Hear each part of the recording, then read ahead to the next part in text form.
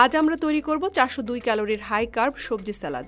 প্রথমেই 100 গ্রাম গোল আলু নেব, যার মধ্যে রয়েছে 78 ক্যালোরি। এর মধ্যে প্রোটিন 2, কার্ব রয়েছে 17.5। 100 গ্রাম গাজর 43 ক্যালোরি, এর মধ্যে প্রোটিন 0.9, কার্ব 9.6। 100 গ্রাম বরবটি নেব, 37 ক্যালোরি, এর মধ্যে প্রোটিন 1.6, কার্ব 7.3।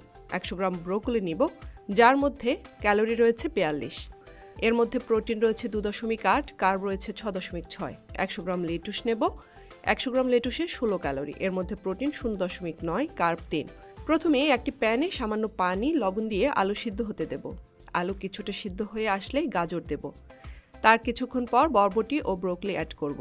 সব সবজি সিদ্ধ হয়ে গেলে আরেকটা প্যানে 1 চা চামচ তেল দিয়ে হাফ চা চামচ আদা রসুন সটে করে নেব। 1 চা চামচ তেল 40 ক্যালোরি। এরপর সিদ্ধ করার সবজিগুলো ভালোভাবে সটে করে নেব। তারপর দেব লেটুস, কিছুক্ষণ নেড়ে লেটুসের সবুজ ভাব থাকা অবস্থায় দিয়ে দেব 2টো সিদ্ধ ডিম।